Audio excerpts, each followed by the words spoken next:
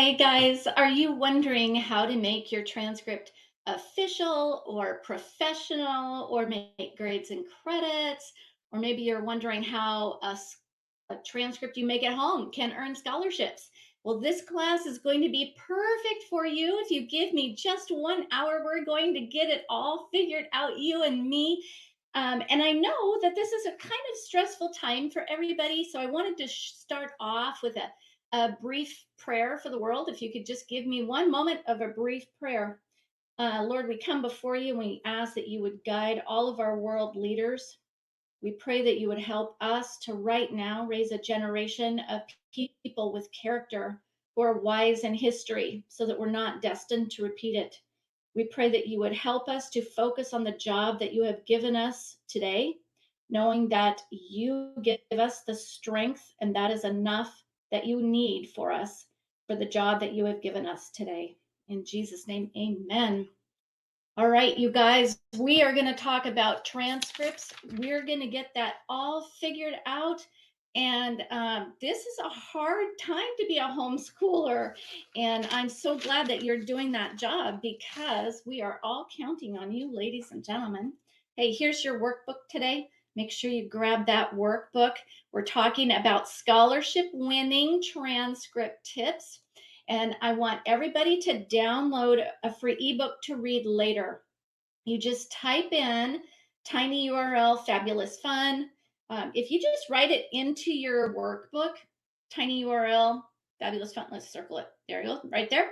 Then you can download that after class. Okay, we're hoping that this is going to be recorded without any problems, but I can never guarantee that because technology does not always cooperate. Hey, let's turn off our phone now and get started. I hope you have your workbook already. I did email it to you. But today we are ready to go and talk about how to get scholarships based on your transcript and what you can do to make your transcript the best possible one that you could ever make. This class is perfect for you if you have a high school student or you're going to have a high school student, whether you know you need a transcript or somebody at some point mentioned transcripts, and if you need scholarships. Now, I want you to stay for the whole workshop. It's about 1 hour long, but I give so much information. It's not, like a waste of your time. This is really nitty gritty stuff, which is why I give you that workbook, because there's a lot of details I want you to write down and remember and, commit to memory. Now, do stay though after I've done all of my thorough teaching. I will spend about 5 or 10 minutes making an offer for my total transcript solution for those of you who would like some help getting your transcript done. During that offer, you'll notice I have a great opportunity for you to get a homeschool high school mini conference for free with purchase. But I also have a free gift for everybody, no purchase necessary. And that is how to put fabulous fun on your homeschool transcript and convert natural learning into high school credit.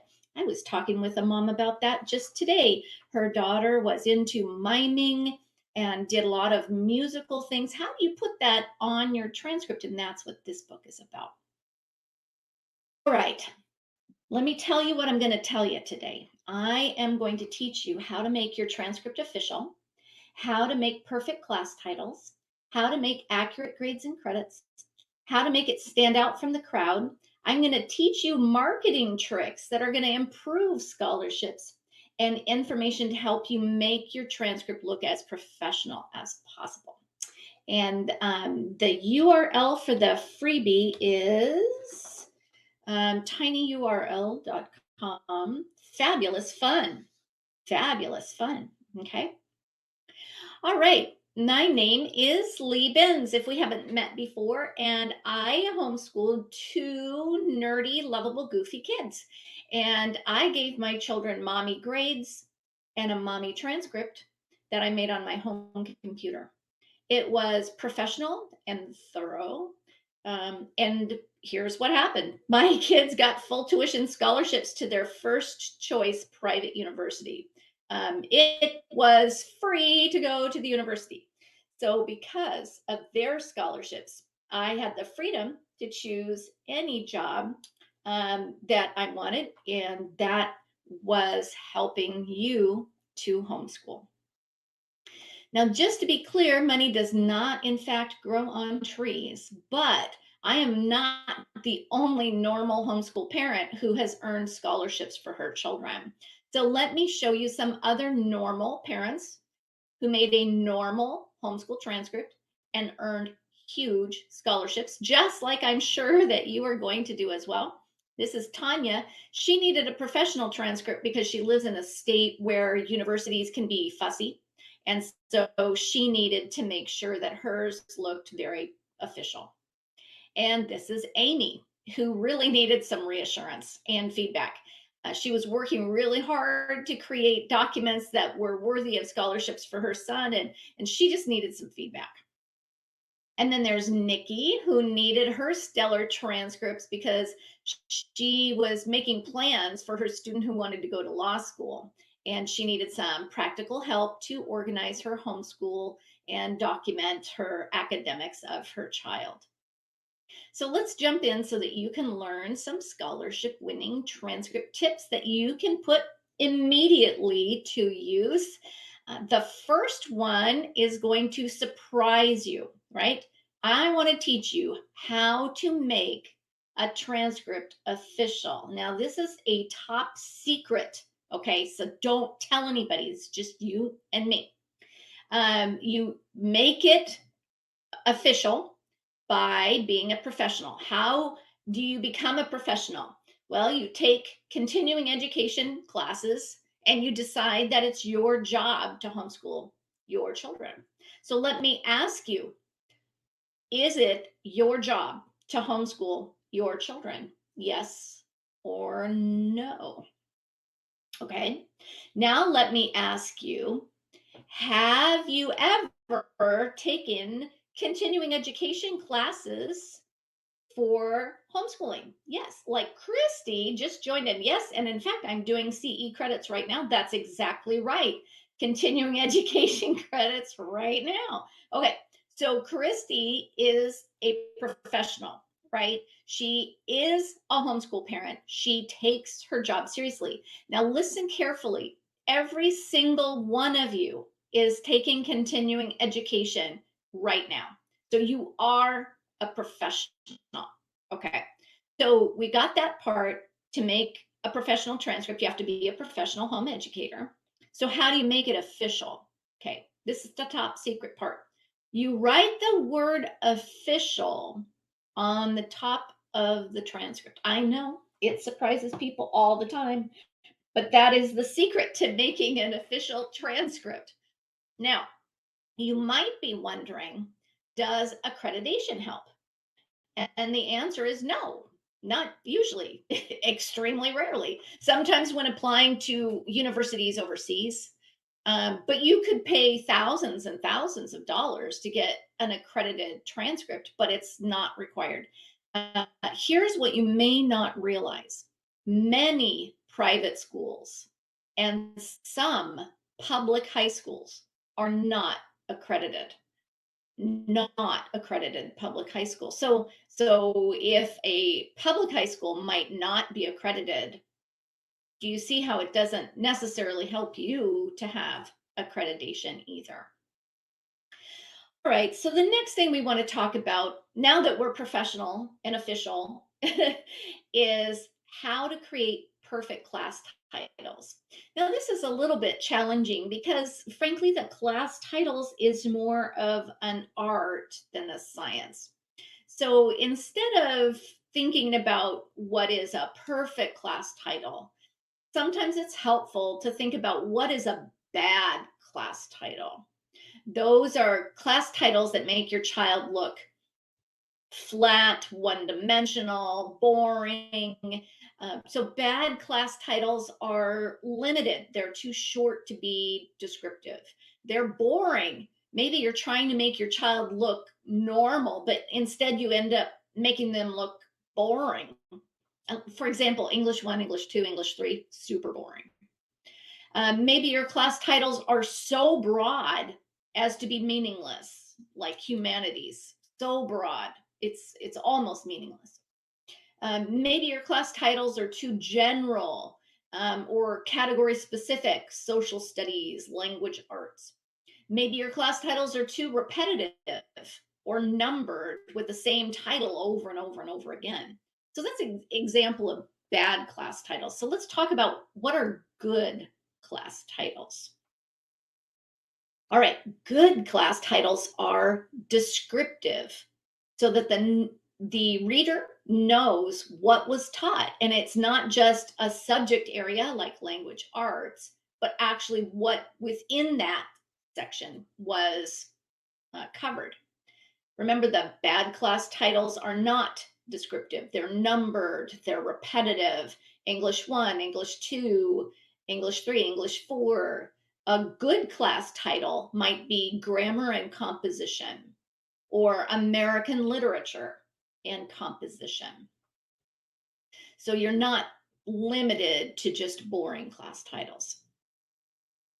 Second tip is that a good class title will use educationalese, right? The words used in academia.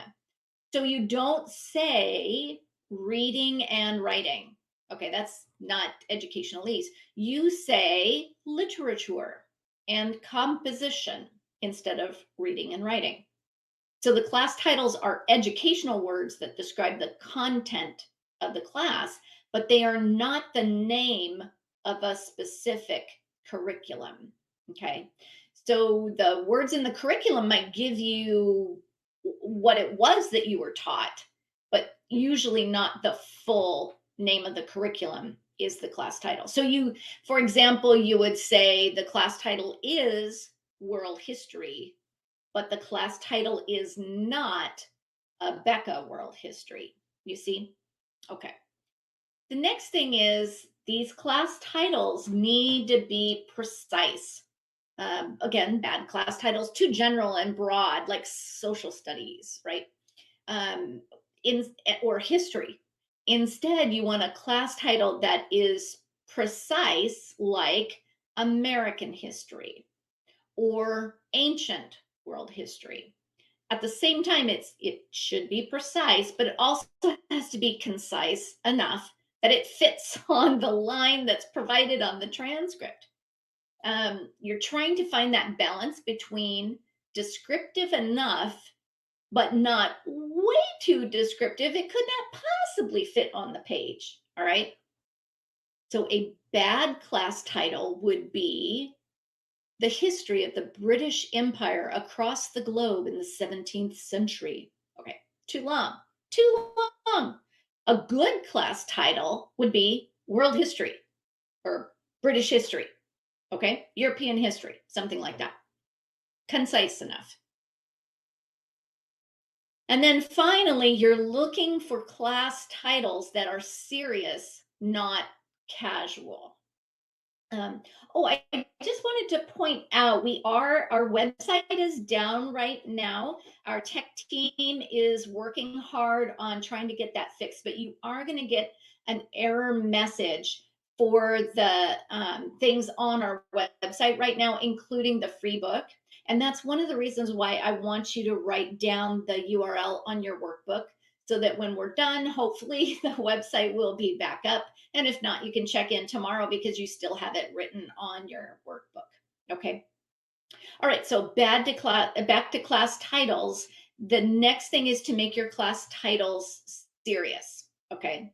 So if you have, let's say, a guitar lover, you would not call the class Heavy Metal Freak.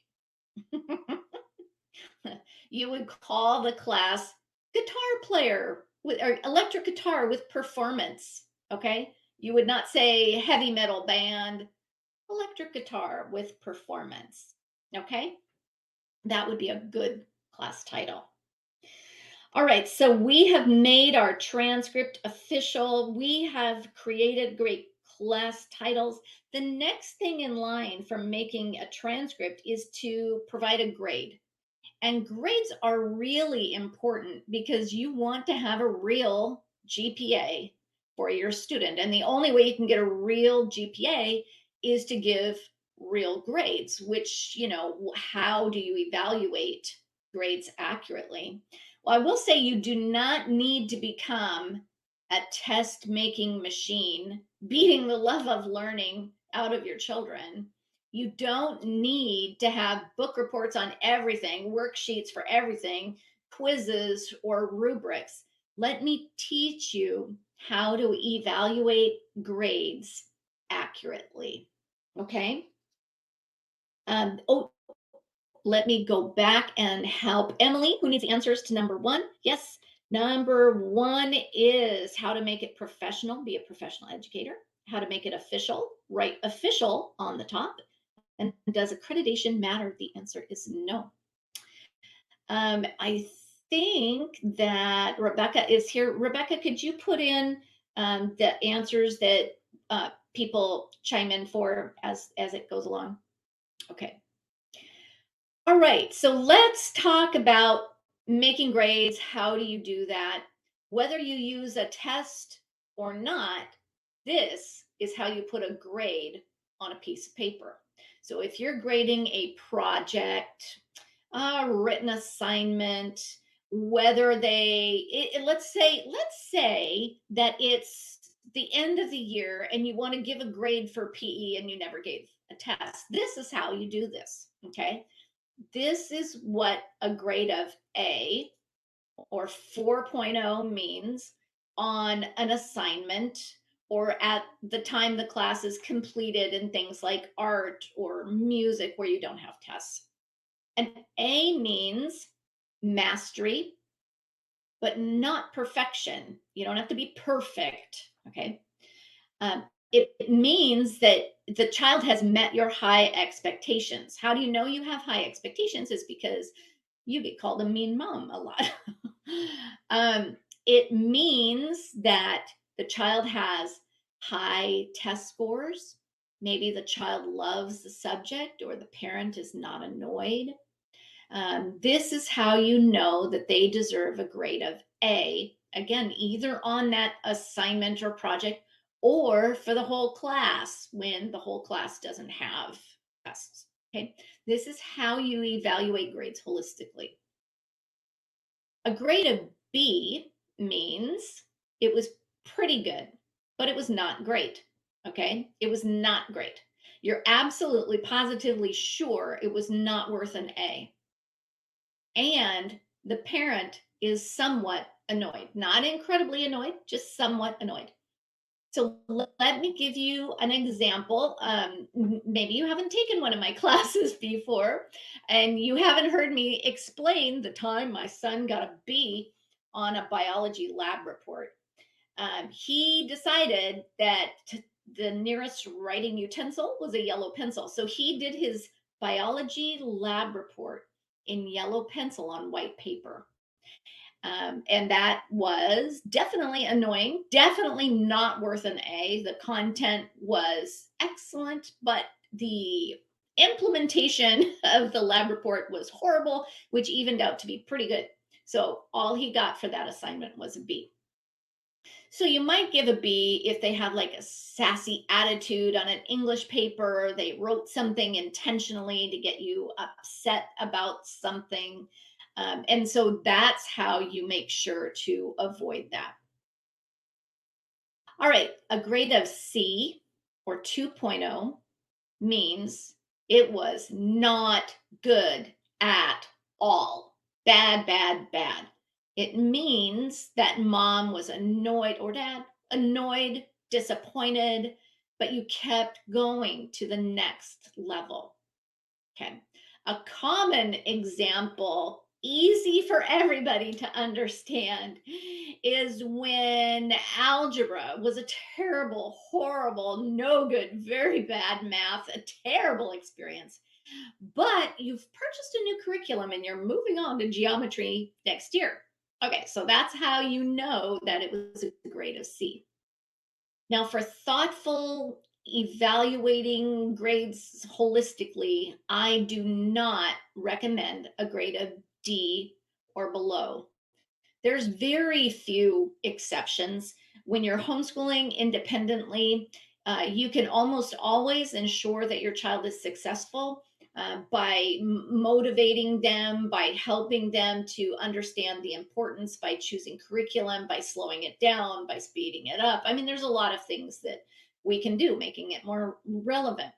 So, if somebody else is given a D, you cannot change the D, then you would include it. Or if you really need to give your child a D because their attitude is so bad and their performance was so bad, they need that feedback, then you would include it. But generally speaking, a D or below is not recommended. Now, I do want to give you a pro tip. This is really important. If you're expecting mastery, that means you're expecting a grade of A. I mean, that is like the only thing that really makes homeschooling stand out is that when things go wrong in education, we find a way to make it right. It's that one on one tutorial sort of relationship where we will notice our child isn't learning. And then we make changes so that they will learn and then we move on. There are no other school settings where the entire class waits for the weakest student, waits for everybody to learn before moving on. We are the only educational environment that can do that. And so if you are doing that, that means you are expecting a grade of A's. Okay. All right, so we have made the transcript official. We've created class titles. We've accurately assessed grades, but now we need to calculate credits. Okay. Somehow we have to come up with a precise measure of credits. I know Tanya was just explaining that one of the colleges was not accepting of her child's transcript, and although I haven't seen that, Kathy and others are chiming in, they have not seen that either. Providing all of the details that colleges want, like complete grades and accurate credits, can make all of the difference in the world. So having credits that you know are measured accurately will help the situation. And I'm looking forward to talking about that more in the Q&A. All right, here's what makes a credit. We're at the bottom of page 2, so you want to write this in, okay? It's 120 to 180 hours of work, or 1 hour or more per day all year, or about 5 hours or more per week the whole school year. By the way, when I say year, it's not like all 12 months, but the school year. Or one whole textbook was completed in that school year, but the textbook or curriculum only has to be 75 or 80% done. Or you have too many hours to count, or you are 75 to 80% done with your curriculum. Or you have one whole dual enrollment course. Okay. And that's how you measure one credit. Now, you don't need to have all of these things. You only have to have one of these things. And I do not recommend that you have more than one credit in any class, no matter how long it takes. So, for example, when you get very advanced in math and your child is in calculus, then calculus just takes 2 to 3 hours a day. It just takes 2 to 3 hours a day.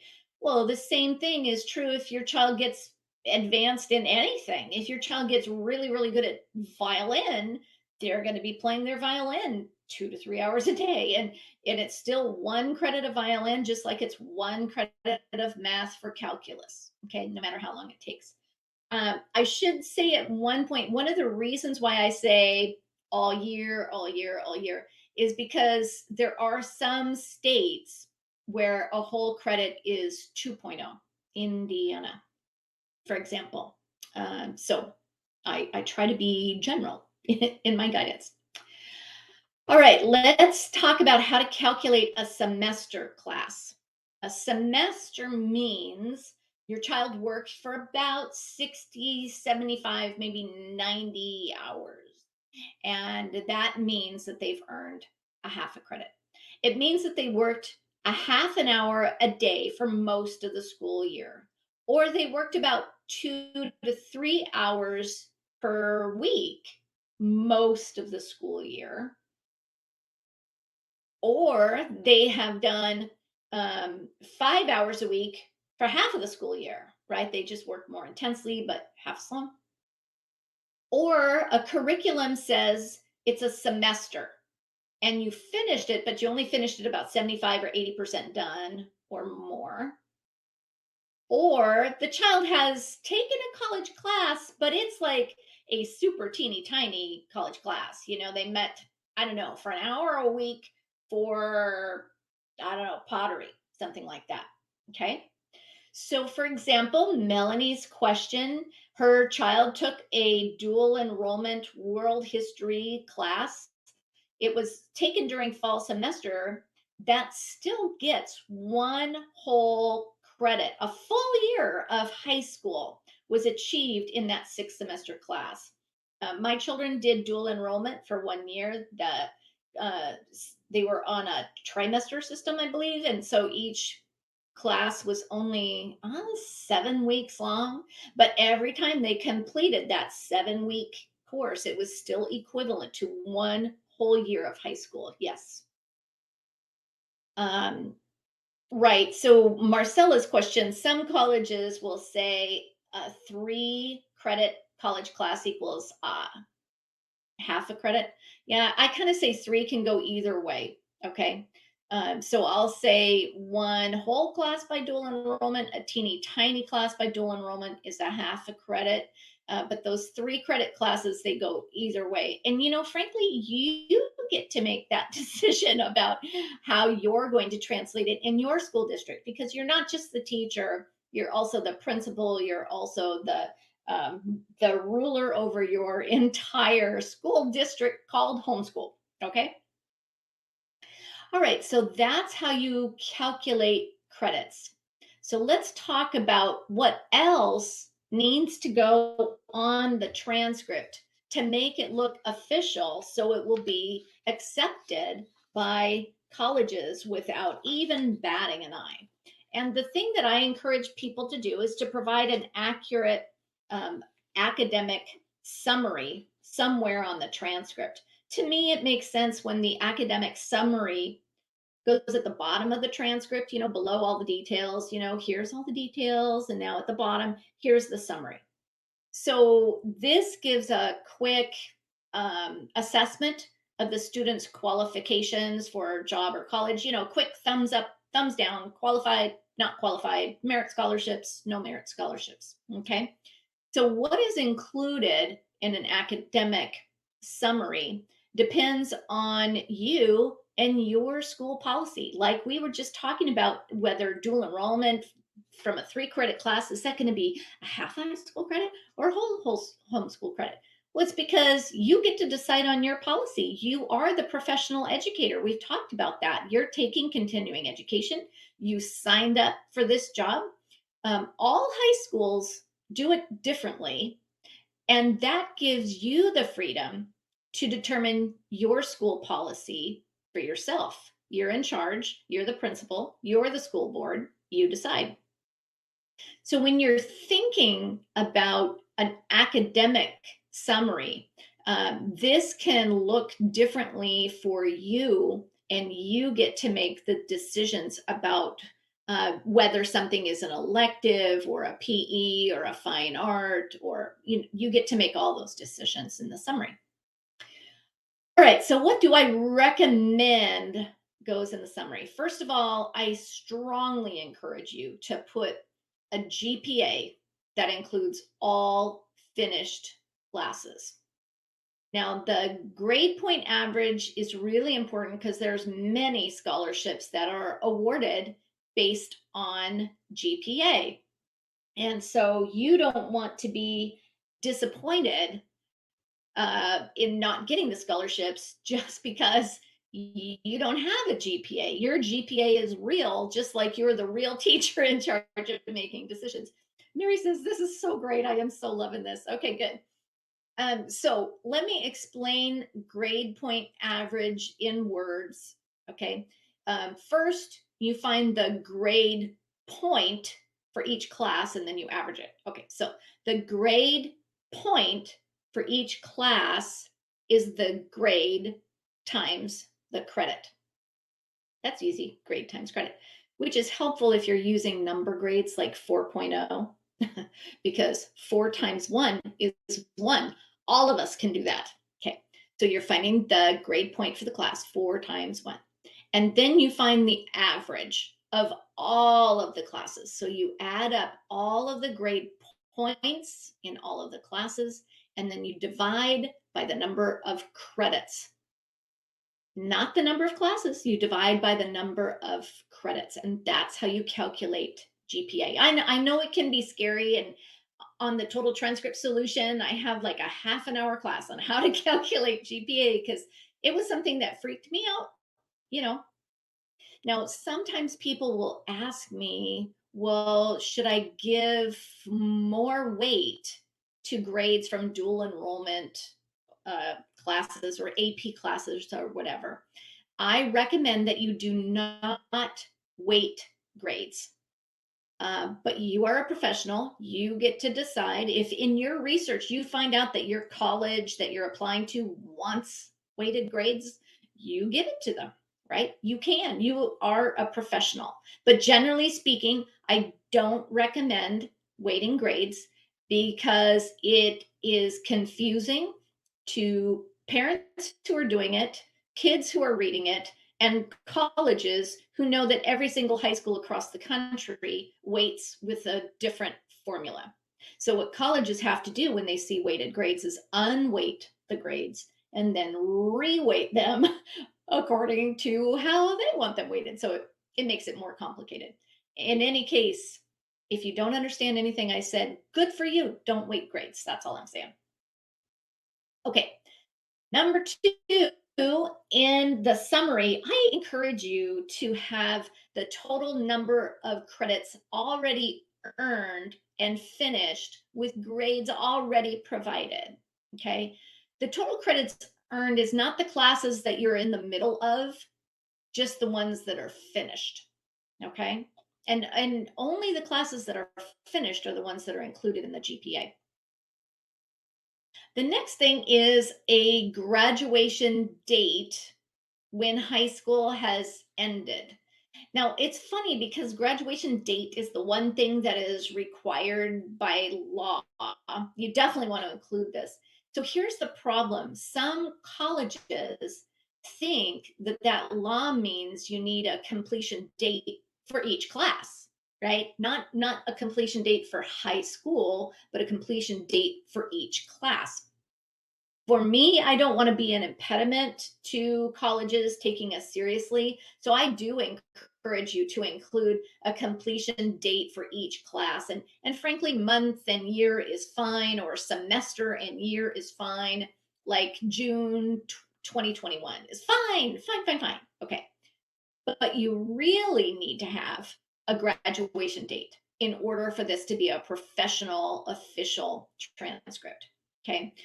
So you don't have to give the day of the graduation date. You can just say June 2023. Okay. So before they graduate, you would probably say estimated graduation date or expected graduation date.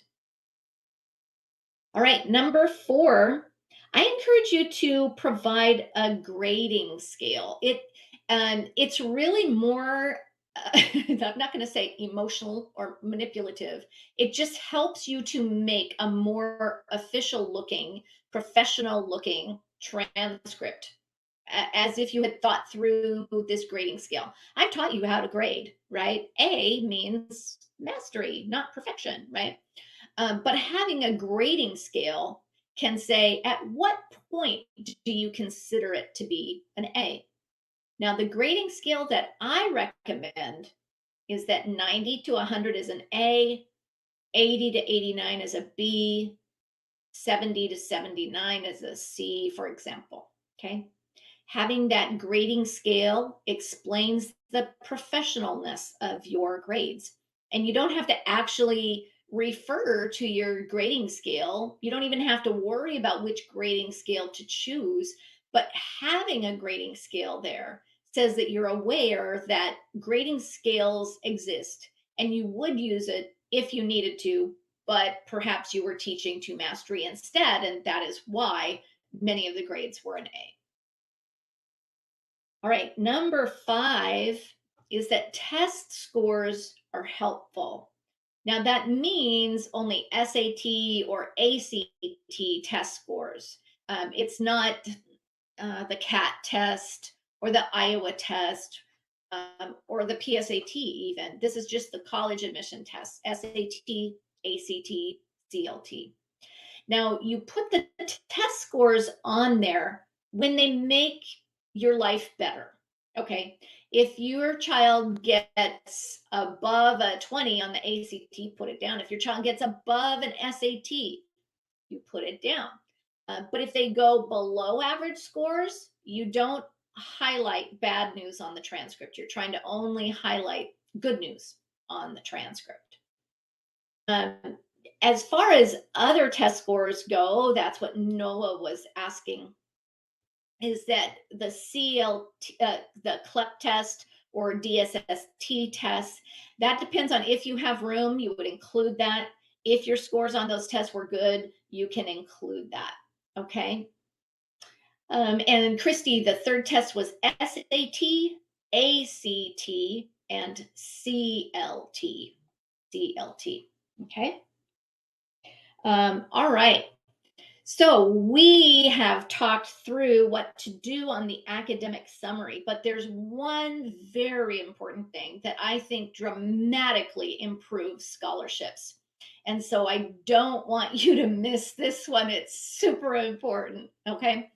When you include an abbreviated activity list on the transcript, you're showing a fuller picture of your student that could be awarded scholarships. You're showing what your child is engaged in with the community, that they have social skills, that they get along with others, that they can handle group settings, all of the mistakes that people make about homeschooling. What about socialization?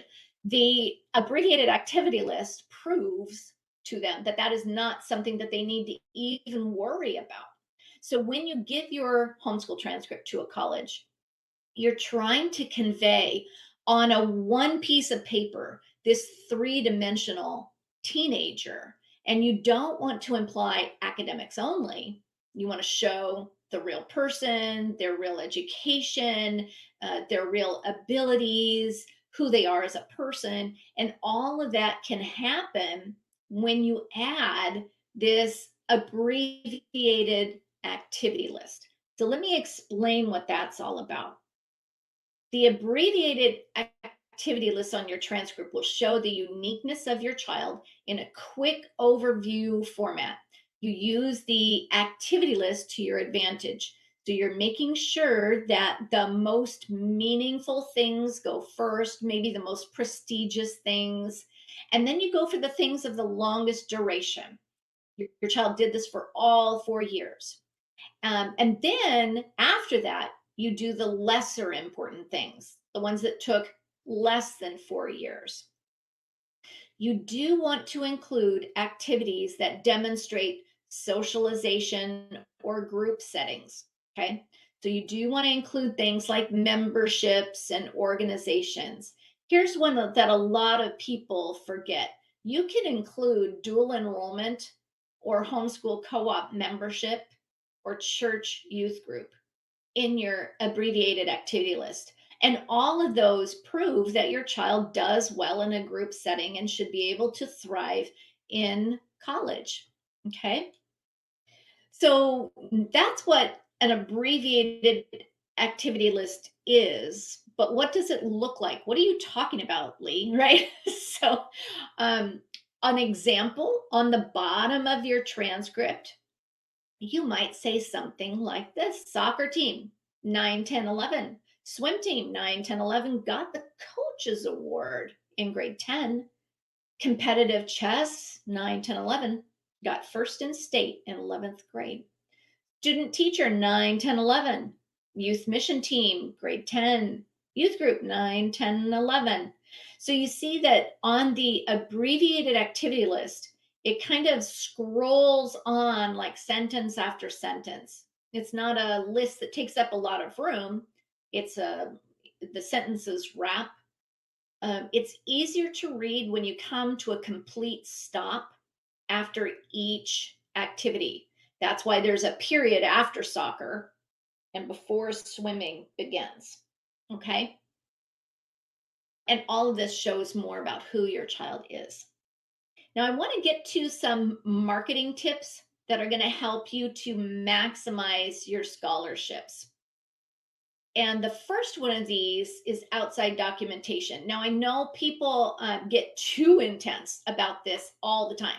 Outside documentation does not mean somebody else is teaching your child or somebody else is grading your child. It does not mean you have a signed piece of paper from someone about every single class or skill. Okay, that is what it does not mean.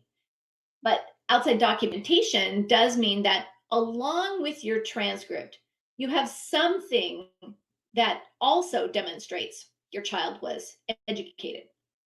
Now, in public schools, they need outside documentation too. And in fact, when a public school is not accredited, we've talked about how there are unaccredited public and private high schools. When there is an unaccredited public high school, this is what they do. They provide outside documentation. Now, for public schools, they usually use test scores. Those are often overused in academics, and we don't need to overuse those things. But the outside documentation that a public school or private school might use include the SAT test, the ACT test, the AP test. Those are most commonly used. Frequently used for homeschoolers are the CLEP test and the DSST test that Noah was talking about earlier. Sometimes it makes sense to include those test scores on the transcript. The one outside documentation that I never ever recommend is the GED. The GED has a negative stigma attached that can cause lifelong lower income wages. When you say your child has a GED, you're essentially saying that they did not graduate from high school, that they had to get an alternative. But in fact, as a homeschooler, your child does graduate from high school, your high school, your homeschool. But I do not recommend the GED as outside documentation. So there's opportunities though beyond test scores that you can include. So other kinds of outside documentation include comprehensive homeschool records that go beyond the transcript. You would have an activity list, you would have course descriptions. Other outside documentation include letters of recommendation from their outside activities, either from their employment or from their dual enrollment or from their homeschool co-op. You get this letter of recommendation from somebody who knows them well and can write well. Again, I don't want to be misconstrued. This does not mean you get a letter of recommendation from every class or setting. You're not getting a letter of recommendation for everything. You're getting a letter of recommendation for your child. Okay. And that's why you only need 2 or 3, and they need to be timely requested during senior year. All right. Now, the second thing that you can do to maximize scholarships is to consider dual enrollment. It's not for everyone. And the hard news I need to give you today is that dual enrollment can be a rated R environment. If you are not ready for your child to watch a rated R or TVMA movie, then it may not be appropriate for your child. What does that look like? Well, let's think about a book that may be so popular it's in the news, like, so, for example, 50 Shades. Okay. What if that was assigned for English class? That's what dual enrollment is like. The other thing you need to understand is that it does prove the teenager is college ready because dual enrollment is college work. However, because dual enrollment is college work and dual enrollment classes are forever, then these may be permanent and you can't take it back. These grades are forever, they're not discretionary, even if they're unfair grades, even if they unfairly graded your child because she did a book report on a different book because she didn't want to read 50 Shades, it doesn't matter, right? You have no control over the grades that your students receive in dual enrollment college. So, all that to say, if you're going to use dual enrollment, make sure that you manage it very carefully because it matters. When you are doing dual enrollment, there's a couple of things you want to make sure to do. First, you want to make sure your child gets great grades because they are forever. Getting an A or a B is extremely important. When they do complete a dual enrollment class, you make sure you put that on your homeschool transcript. And we've talked about that already, but just to refresh your memory, if it is a college class that is 3, 4, or 5, or 6 college credits, that's equal to 1 whole year of high school, even though it only took 8 weeks, 6 weeks. Okay. And if it's a college class that's a 1, 2, or 3 credit college class, you might give it a half a semester's worth of high school credit. Just remember again, you don't control the grades, right? And when you do dual enrollment, the grades are given dual purposes, right? The first is from the high school, and the second is from the college. We put college classes converted into high school credits, put it on the transcript, but both transcripts have to be sent to the college. So we send our transcript to the college with dual enrollment classes on it, and the dual enrollment college sends their transcript directly to the university because they're in charge of the college credits. And that's why it has to be matched perfectly. And you have to make sure the grades are completely accurate. All right. When you do go through the college admission process, be aware that colleges require transcripts from all high schools and all college classes. What we're doing is, our homeschool transcript is providing a handy summary to make it easier. It's as if your student just moved into your school district and you're providing this summary, and the transcript from the other high schools or dual enrollment classes, those are the outside documentation that show that your homeschool transcript is true and accurate. All right, the third marketing tip we're going to talk about is including classes in progress. Because what that does is it demonstrates the current work ethic of the child. You want to know that your student will continue to work hard at their education even during senior year. Colleges are looking for kids that may be experiencing senioritis, kids who are burned out from doing too much or having too high of demands. They're looking for students who are unmotivated from doing too little. They want to know that you have classes that are required for admission. So you want to include classes that are in progress in your high school transcript.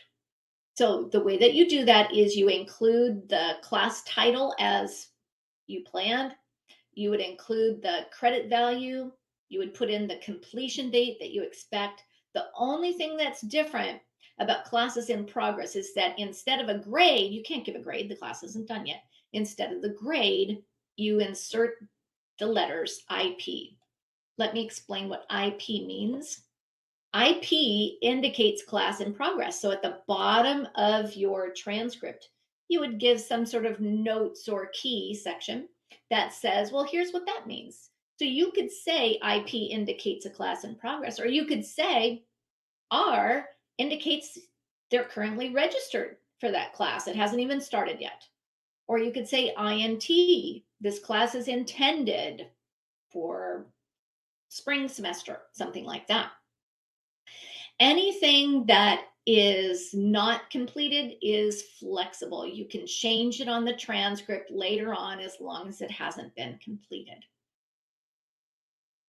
All right, the fourth thing that you can do to maximize your scholarships is to make sure that you indicate classes that are honors classes. This is extremely important at some colleges more than others, and hopefully you'll know what your college wants. But it's simple. You just put the word honors before the class title. So you would say honors American literature instead of just American literature. Now, we've talked about avoid weighting grades, okay, because it makes it more complicated. And the only time that I suggest weighting grades is when your college requests it. So if you are interacting with them and they say, well, here's a sample transcript you can look at, or maybe they say our average GPA is 4.2, then you know that they weight grades. And that's the situation where you would weight it. Now, people ask me all the time, what does honors mean? And it means literally anything you want it to mean. Honors means it's more than the usual high school level. So as long as you know the class was more than the usual high school level, you would put honors before that. Number 5 is to include delight directed learning on your homeschool transcript. That makes a huge difference in showing the uniqueness of your child. So you definitely include their delight directed learning, even if it says something interesting about demonstrating interests or passions, anything that you need to include. If they're doing Taekwondo, for example, you would make sure to put that on the transcript. When you have delight directed learning, it does help to include course descriptions that show the rigor of your homeschool. And having delight directed learning is helpful when you're homeschooling because it provides career guidance, it makes homeschooling easier, more fun. It provides electives for the child. It fills out the transcript with things that are unique. And I just wanted to mention one more time the free book that we have. So if you could write this on your handout today, tinyurl.com/fabulous-fun. Okay, tinyurl.com/fabulous-fun. And then you'll be able to download that workbook after class. Okay. Now, number 6 marketing tip is to include early high school credits. Early high school credits are high school level, but taken before high school actually starts. These are not 8th grade classes, they're high school classes. They just happen before high school starts. This is how you're going to exceed expectations. So if your child has taken math, algebra 1 and higher, or they have taken science, high school biology or more advanced, or if your child has taken foreign language using a high school curriculum, those are examples of early high school credits, and including those can help you to exceed expectations across the board. You might actually have 4 sciences, for example. All right, number 7. I want you to use this concept of being ready for adulthood and scholarships. How do you be ready for scholarships? Well, if you procrastinate, your child may be disappointed. Without a professional transcript, they may not get the admission they want or the scholarships that you need for them to get. And in fact, the number one tip for scholarships is to apply early. And that means that you're always ready. You have made your transcript before you get sick. You made your transcript before you have a serious life altering change in your family. You have to have it ready every single year. And that's not just for scholarships either, but it's to help you save money. Like, for example, on your car insurance, if you give them a homeschool transcript, you can get a good student discount on your car insurance. So there's a lot of reasons to be ready, and it's so you can be ready for adulthood and scholarships. So make sure that you're keeping your records up to date, even well into the future. Because scholarships require school records, and all high schools must provide records, and you are the high school. You know, you may feel like you're only a homeschool parent, but you're more than that, right? So you need to make a transcript, even if you're homeschooling high school, your child was graduated already, they might change their mind. You want to make sure that they're ready. You're not an exception. You do need to make a transcript. Even if they don't need it the day they graduated, they might need it 10 years from now. Even if your child has a dual enrollment degree, they might move on. You want to be sure that it's ready.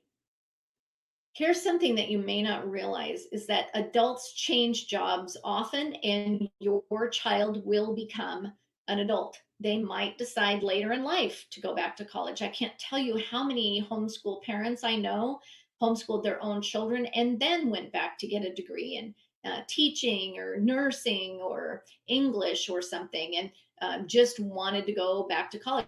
Well, if your child went back to college, they would need their high school transcript, and that would be you.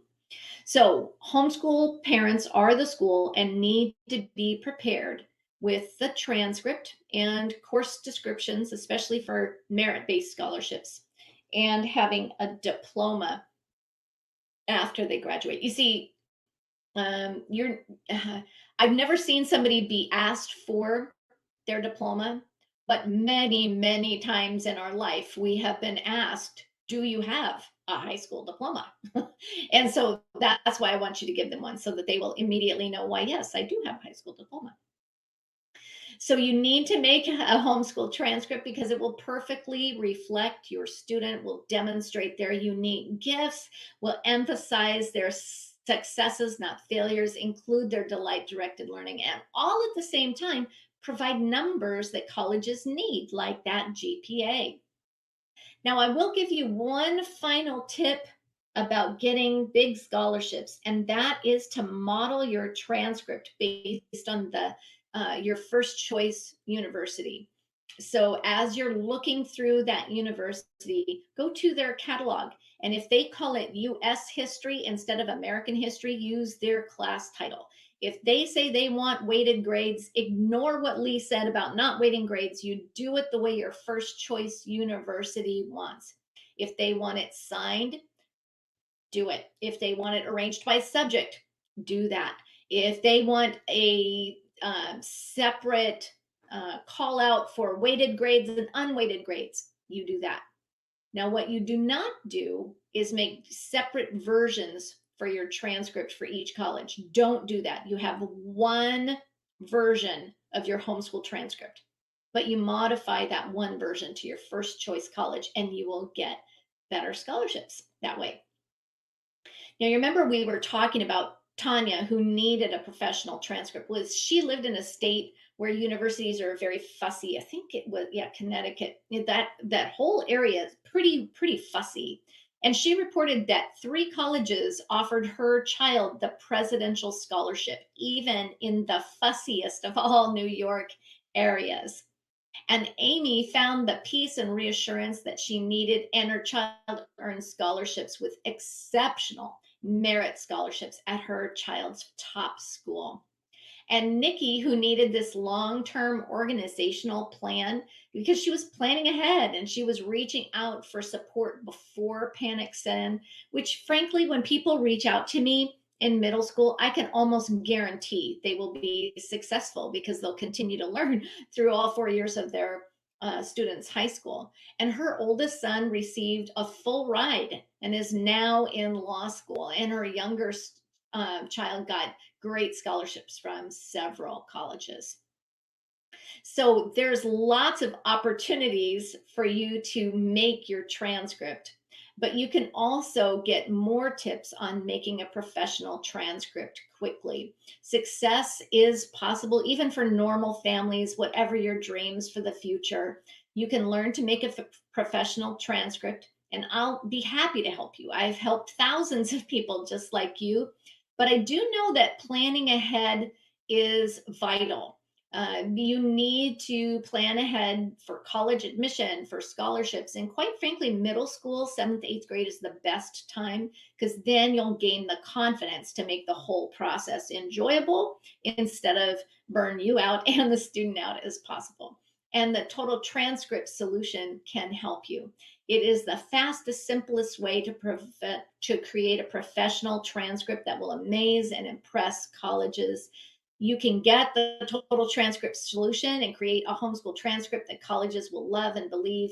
Your mommy grades, your kitchen credits, they can outperform any school. And you can create a high school transcript at home, even today, even if your child has already graduated. The total transcript solution includes complete training and tools so that you can learn all of the tricks and tips to prepare your child's transcript and give them a competitive advantage over the other applicants. It has a scholarship winning template, but there's also 10 other options of transcript templates that you can choose. Which one is the best for you? Because you're the professional and you get to decide. And best of all, it includes the private review and coaching. You can email me your transcript and we can talk about it on the phone, or if you prefer, by email. Some people don't even want to show it to me, and that's fine. All the training that is provided and the total transcript solution should be enough for you to get the job done. But the private review and coaching is there for you if you want it. The total transcript solution includes lifetime access. You use it with all of your children. It comes with a money back guarantee for 30 days. If you're not happy, you can get your money back. The total transcript solution has 4 easy steps.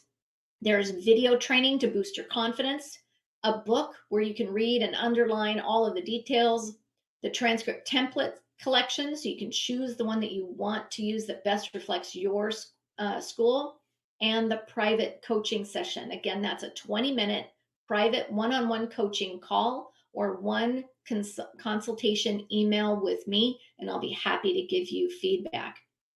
Now, the benefits of the total transcript solution is that it's doing it yourself.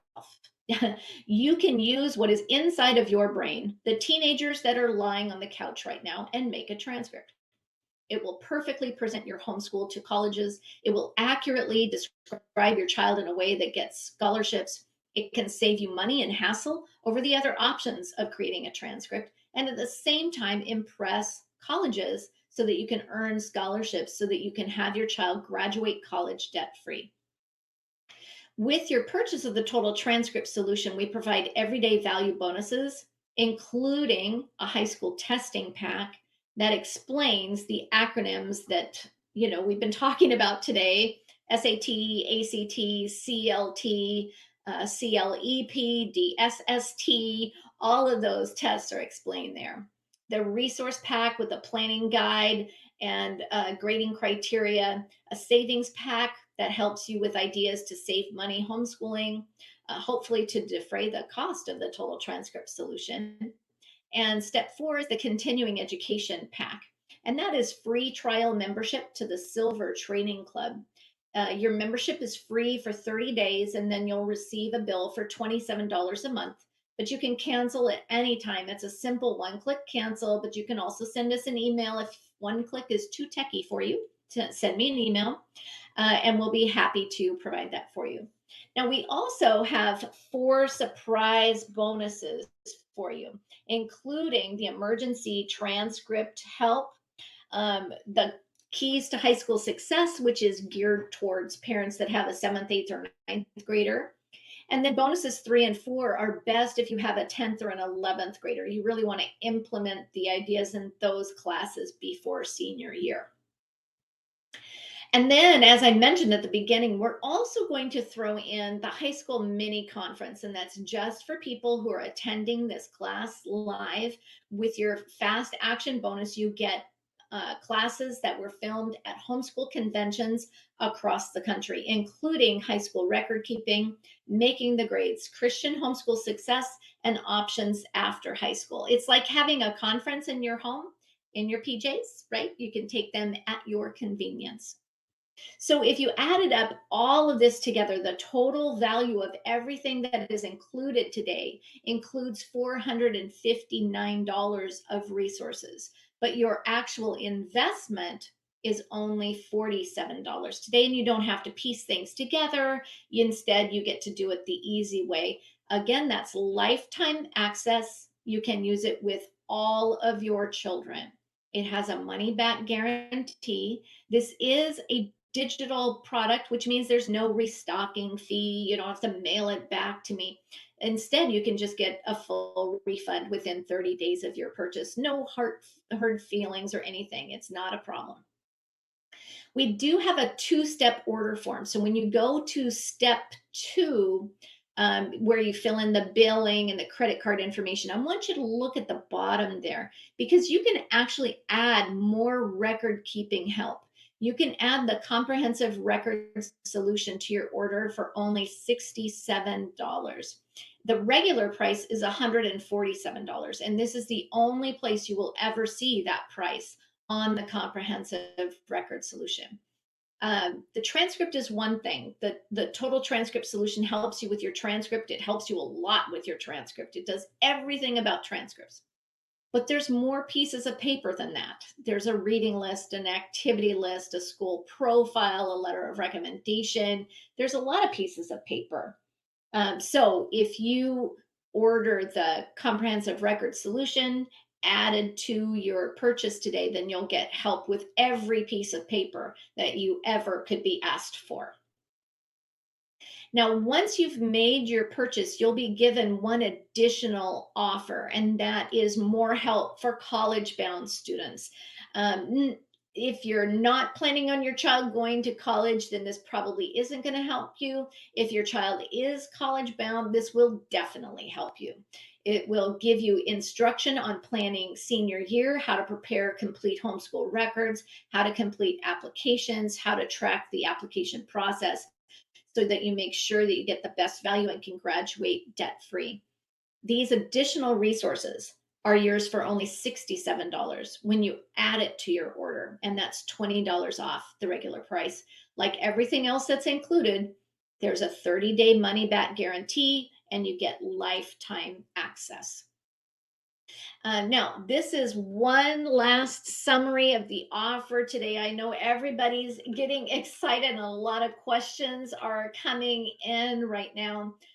So let me jump right into the question and answer time. If you do have questions, now is the time to paste in yours.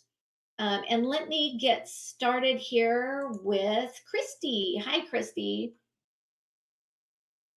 She said her son plays baseball for a select team and is trying out for the high school team. Can I get a letter of recommendation for both coaches? You're probably not going to need that until later in the high school process. You don't need to get a letter of recommendation for each thing that your child does each time during the school year. You only need to get that letter of recommendation during senior year when they're doing their college admission process. Hi, Christy. But I did want to point out what's more important than getting a letter of recommendation is using an NCAA compliant template. And I do have 2 NCAA compliant templates on the total transcript solution. One is for a 1-page transcript and one is for a 2-page transcript. When I say 2 pages, it really means it's 1 page front to back, right? So both sides of the paper have information on it. And that's what the 2-page transcript actually looks like. It still is technically 1 page. Okay. And that was Christy. So thank you for your question. I wanted to say thank you to Marcella T. Thank you, Marcella, for your purchase today. Um, Nicole's question: should you list early high school credits in a separate section on the transcript or include each high school subject and year section? Okay, good, good. So when you're doing your transcript, the templates that I provide, some of them are formatted by subject, some are formatted by year. The scholarship winning template is actually arranged both so that you can prepare them both at the same time and then give the colleges the one that is the best fit for them. If you have your transcript by subject, then you do not need to um, indicate it separately. The completion date is all that you need. It would just happen to be completed before they started high school. Other times, though, a student will have a transcript that is arranged by year. Here's what I took in 11th grade. Here's what I took in 10th grade. Here's what I took in ninth grade. And then you would have another section that says early high school credits. Remember, these are not eighth grade classes. So you don't say eighth grade. You don't say seventh grade. They're literally not seventh or eighth grade classes. They were just high school classes taken before high school. And that's why you call it early high school credits. Okay.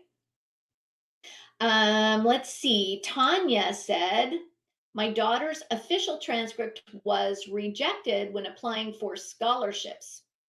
One was my husband's union that rejected it because it wasn't a real school because we had no website. I even had an official on the transcript, good, signed it, and had purchased an official transcript seal that had our school logo on it. The HSLDA was willing to write a letter letting my husband's union know that we were a legal and legitimate school, but I didn't pursue it. She ended up getting a 50% scholarship to BSU through WUE. I'm not familiar with that one. And is finishing her first year there, but we weren't able to get other scholarships that were awarded. Okay, so how do I make sure I don't run into this again for my son? He wants to go to the University of Hawaii and we need scholarships for him. Boy, do I understand that. That is a hard story, I know. So, probably the easiest way for me to explain this is that you want to develop a relationship with the colleges where you're applying, Tanya, because while you may be rejected by your husband's union, it is extremely unlikely that you will have that problem with a college. Colleges are very understanding about homeschooling. We are a huge population that they're trying to draw from, and they don't want to discriminate against us. So that is why everybody came out of the woodwork, Tanya, earlier saying, I haven't had that problem with a college. And really, we don't. I have not seen a fussy college like that for, I don't know, 5 years, 8 years, 10 years. And so it's probably more a reflection on your husband's union that it was rejected, not a reflection on colleges.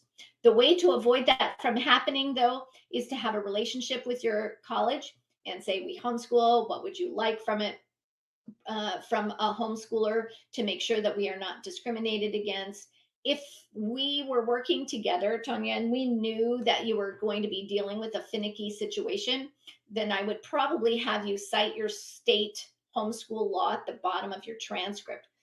It would have a signature line, official high school representative signature, that being you, dated, and then it would cite your state law, homeschooling completed legally within Washington state law, RCW, and give you the number of the school law. But I really don't think that you're going to have a problem with that. So go to visit the University of Hawaii.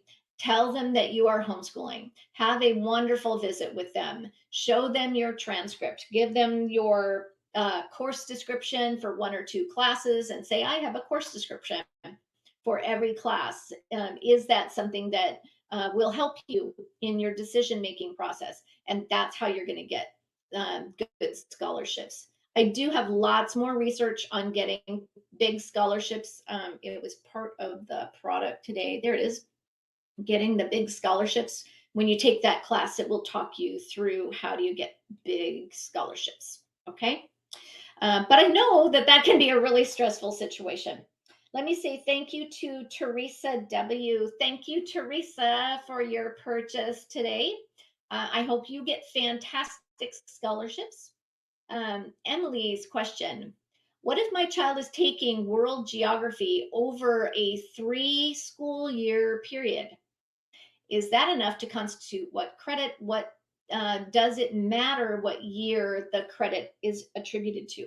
Okay, when you're dealing with a situation where a class has overarching time frames, you get to choose your school policy, right, Emily? So you could decide, my school policy is that for all classes that take more than 1 year, every time we add up to a half a credit, we put it down there and you give a half a credit every year. Or you could decide, I'm going to award credit when it started, or when it ended, or when I needed it most on the transcript because we didn't have as many classes that year. So you get to decide where you put that and where the credit is attributed to. I will say that when you're homeschooling high school, usually geography is included in your history classes all the time. So, for example, if I was homeschooling high school right now, I would have gotten out my atlas and studied up on Ukraine and Russia, and I would have read every book about Ukraine and Russia in my atlas so that I knew exactly what was going on and could give that information to my kids, and we would have been mapping the different areas. So that's what homeschooling is like. It's including geography, regardless of what history you're teaching. There are people, however, that do have a separate geography curriculum, and for them, it makes sense to use this curriculum and give credit when that curriculum is done. Hey, let me say thank you to Amy C. Thank you, Amy. And Melissa R. Good to see you, Melissa. Hey, if you have questions, make sure you give me a call. Wednesday's the day when I take calls. And Catherine C., thank you for your purchase as well. I'm looking forward to helping you out with your transcript. Okay, let's see. I'm down to Christy's question. When I asked about the letter of recommendation from coaches, I meant that when it was time, senior year, is it okay to have a letter from each coach? Okay, there is a strategy to letters of recommendation because some colleges will only allow you to submit 3. And I think that's in the complete application. Remember, we talked about you can add more help with college bound kids. So this completing application process is going to be really helpful for you. But basically, you probably want to choose the coach that knows your child the best and writes the best, and then have them submit one letter of recommendation so that you can have other letters of recommendation that will describe other aspects of your child's personality, not just sports, but have something else in addition. Kathy K. Hi, Kathy. Do you list each ACT exam by date? Can you list one set of scores with one super score? How do you do that? Our university does accept super scores. So, ladies and gentlemen, everybody pay attention to Kathy's question, because she said our university accepts super scores. This is how you're going to get scholarships. She knows what universities she's going to be applying to, and she already knows that they accept a super score from test scores, right? This is how you can guarantee success. When you know enough, you've taken enough continuing education, you know that you can super score, you know what super scores are, you know enough to get to know the college so that you found out that they allow super scoring. Good job. In fact, I'm giving that woman a hand. Way to go, Kathy. Okay. So how do you list each score? It's helpful if you list each time the child took it and the subscores. So it'd be ACT May 21, bink, bink, bink. ACT May 22, bink, bink, bink. And then ACT super score. And then you give the highest of each of the sub scores there. You cannot ethically give only the super score as if it was an ACT score, because not all colleges do allow super scoring, and it's not an actual score on the ACT. So you cannot imply it's an actual score on the ACT, but you can help them to super score by saying, here's the different scores, and here's what a super score would look like, to hold their hand to improve the chances of scholarships. Good question. Okay, Mary S. Hi, Mary. For classes in progress, do I list them on the transcript or on a separate page? Definitely list them on the transcript. Okay. Now, sometimes you'll get into a situation where your child has I'm sorry, way too smart, and they have lots and lots of classes. And if that happens, your transcript will not be just one page on one side, it'll be one page on two sides. Okay. And so then you're trying to look at, where can I create the page break to make it make sense? And sometimes it does make sense to have freshman, sophomore, junior year, and then you provide a page break, you turn it over, and then you have the classes in progress on the other side. Okay, but you do include it on the transcript.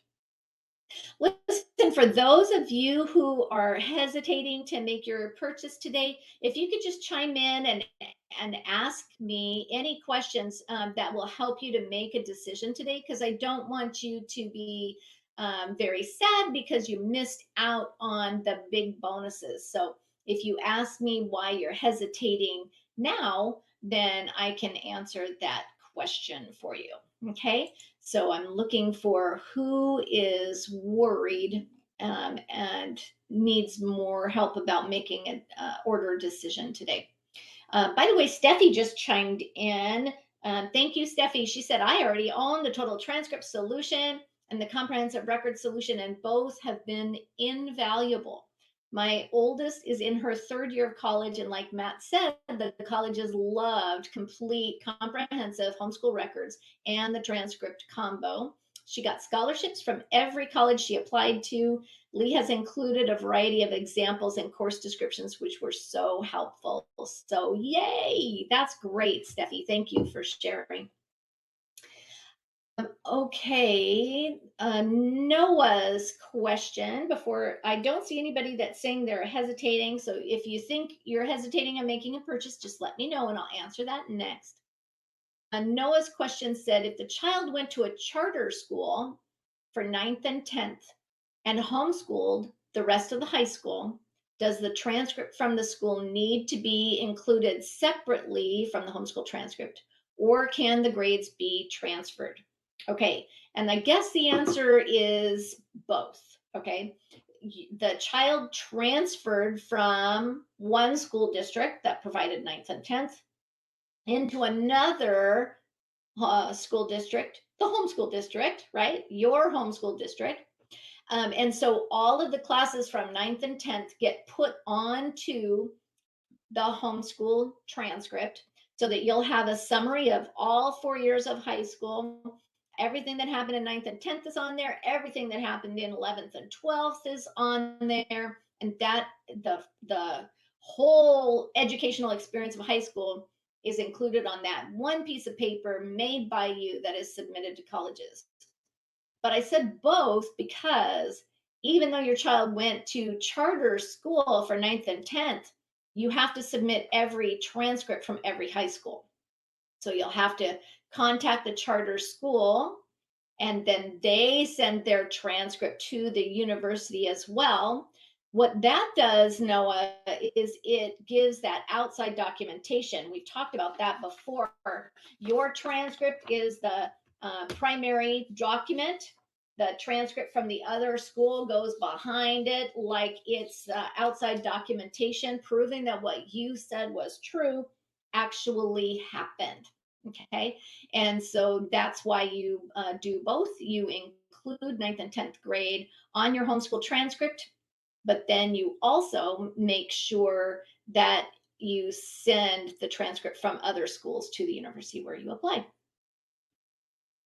Let's see. Thea's question: what backup support, like tests or papers, do you recommend for a transcript? And do you recommend giving your school a name, or do you just call it homeschool high school? That's a fantastic question, Thea. So, as far as backup documentation, colleges do not want to see every piece of paper or every test that your child had. They may ask for a work sample. And if you say work samples are available on request because you do have these, I don't know, tests your child took in calculus or whatever, that can add some gravitas and can say, I really educated my child. And if you ask for a piece of paper, I will give you a piece of paper showing math or history or music theory, whatever. So keeping samples at home is going to be what's most helpful.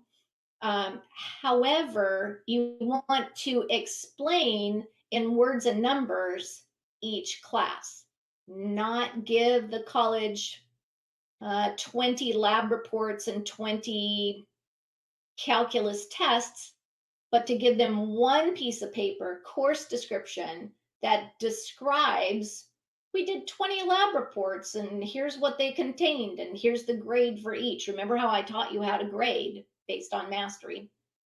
And so you want to provide a course description as your backup, I guess is what I'm saying is the answer to your first question. And Thea, the answer to your second question is it depends on you whether you want to name your high school or not. Either way is completely fine. I live in a state that is easy to homeschool in Washington State, and I did not name my high school. I wanted everybody to know that we were homeschooling. So on top of my transcript, it said official transcript, homeschool high school, right? That was the name of my school, homeschool high school. And either way you want to do is just fine. One of the things that I will do when I have a consultation, as I'm emailing you back and forth with the total transcript solution, is if your school name stands out in a bad way, I will make sure to tell you that, because the boundary on school name is it has to sound like a school name that would be in a district. You don't want to have a school name that sounds goofy. Okay. So, for example, my husband and I used to joke around that our school should be called Our Lady of Perpetual Whining. Okay. But I would not have actually put that as my school name because Our Lady of Perpetual Whining would not be a good choice. Okay. And so you can name your high school or not, depending on what you want. Okay. Let me say thank you to Rhiannon. Thank you, Rhiannon K, for your purchase today. And Tanya E, thank you for your purchase today, too. I'm looking forward to working with you and helping you with the transcript if you need any additional help at all. Okay, Stephanie's question, Stephanie T. Hi, Stephanie. She said, I have a seventh grader and I wanted to start thinking about what we needed to do for high school and to start practicing writing out course descriptions in eighth. So, what do I need that would be best to purchase now? I am extremely glad that you asked me that question. I think I've already said one time already, when people start thinking about these things when their child is in seventh or eighth grade, I can almost guarantee success. You're already thinking it through. You know that a transcript exists. You know that course descriptions exist. You're planning on practicing so that they're perfect when you get going. In my opinion, purchasing the total transcript solution and adding the comprehensive record solution will be the most help for you. When you add right here, that's going to be the most helpful for you. That gives you all of seventh grade and eighth grade to learn and absorb the information, see the templates, practice to your heart's content. And then when ninth grade comes around, you will feel like you already know what you're doing. You've already practiced it. Now, I will say that with a seventh grader, Stephanie, it's not unusual for a parent to already be having some high school level classes. Maybe that's Algebra 1, first year Latin, maybe it's biology. It's not unheard of for another homeschooler to get the high school credit for that. So thinking it through now is really the very best time to be doing that. Hey, I wanted to say thank you to Lynn. Thank you, Lynn, for your purchase today. Let's see, Mary's question. I like that it has lifetime access so I can use it with my other children. I've heard of HSLDA giving support too. What sets this offer apart from what they offer? The total transcript solution is one time lifetime purchase, $47. The consultation can come at any time. You don't have to use it right away. You don't have to use it while you're a Silver Training Club member. I've had people wait for 5 years. I don't recommend that. I like giving you feedback before these small mistakes might be ingrained in your personality, so I do find that doing that earlier can help.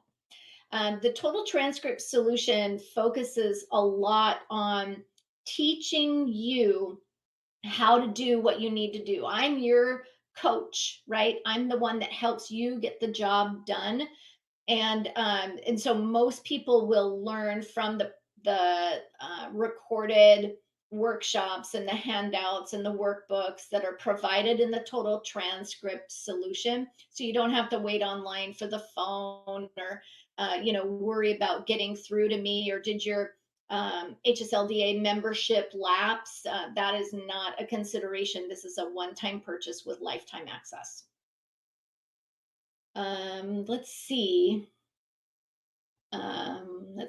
Christy says, I need to turn in home-based instruction and WIAA eligibility. Does this need to match what will be on the transcript for class titles? So, Christy, if that is NCAA, not Washington home-based instruction law, then yes, you do get some information from about the NCAA compliant templates. Also, the NCAA does require course descriptions, so you definitely want to make sure that you get your course descriptions done. You will be cutting and pasting those course descriptions onto the core course worksheets. But all of this said, when you get the total transcript solution, you get that 20-minute consultation, and then you'll be able to decide, was that 20 minutes helpful? Should I continue that? And then you'll have the opportunity to join the Gold Care Club at a significant discount so that you and I can talk on a weekly basis. Whereas the total transcript solution comes for one 20-minute consultation. When you join the Gold Care Club, you get a 20-minute consultation every week. And so that can take it to the next level. All right, let me say thank you to Lynn M. Thank you, Lynn, for your purchase today. Okay. Oh, hi, Lenora. I just saw one of my friends online. Hi, Lenora. Good to see you. Okay. I think that's it. I'm looking for other questions. Okay. I think that I have answered all of the questions for everybody today. So thank you all for coming. I don't see any additional questions. If you do have any other questions, if you could just type in urgent and then your question, and I will finish up by answering you. Last question from Christy is, how can I get additional one-on-one training from Lee without the Gold Care Club? That is the only way that I do consultations now. The consultations, you cannot pay by hour. You can only join the Gold Care Club or not the Gold Care Club. But let me explain a little bit about the Gold Care Club. When you consult, you get that 20 minutes by phone or by email every single week. My phone consultations are on Wednesday. email consultations are any day of the week.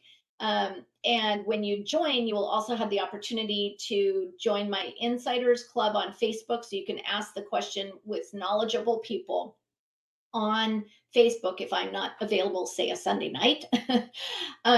But with the consultation, you'll talk to me, we'll discuss, I'll give you the highlights of what I would encourage you to do based on your situation. But then I send you homework.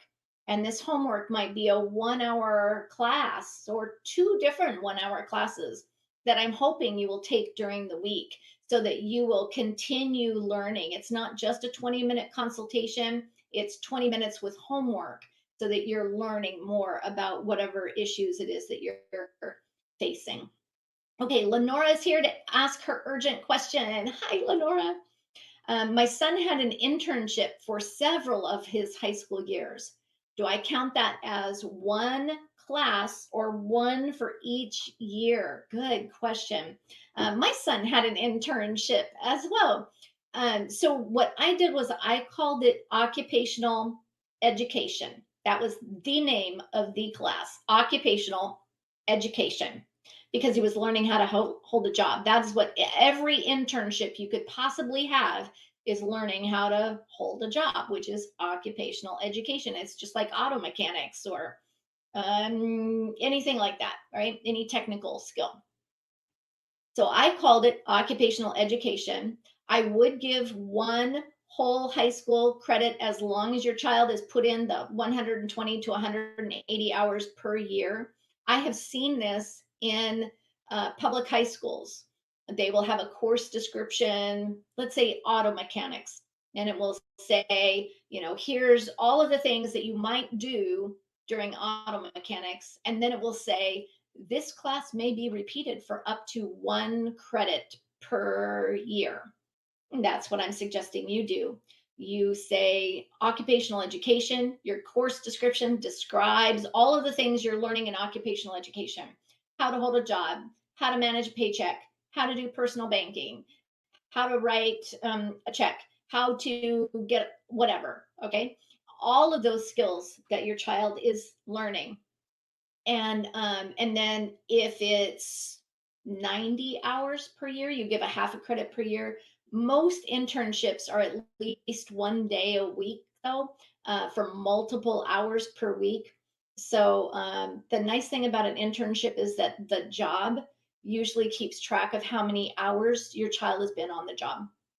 So if you don't know that it's going to be 1 credit per year, you can usually contact the job to find out how many hours have they recorded your son on the job at that internship. Okay. But yes, I did that myself. And actually, now's a good time for me to remind everybody who's here that you can still download your workbook. Go to tinyurl.com/fabulousfun. And Lenora, I'm looking forward to talking with you if you need to chat, okay? Because I know you're a Gold Care member. I'm not telling anybody, but you can give me a call and you and I can talk about it tomorrow if you need to. All right. Well, thank you everybody for coming, and thank you, Tanya, for saying thank you to me. I sure appreciate that. That's great. And I'm looking forward to talking with you all. One last thing, my husband said he wants to extend the offer to the top of the hour. Let me go back to the picture. This offer.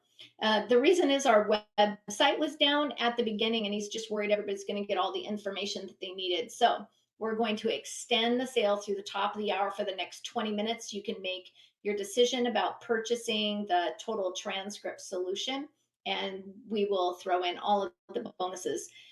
If you get confused about where do I click and the workshop has ended, what do I do? Just go to totaltranscriptsolution.com, and then you'll be able to make your purchase that way if class is ended. Okay, well, thank you all for coming today. It's been a joy being with you and taking a little break from the news, trying to focus on what's really important in our wheelhouse, the things that we can do to make the world a little bit better today is homeschooling our children, right? Okay, thank you so much for coming, everybody, and I hope you have a wonderful rest of your day. Take care. Bye-bye.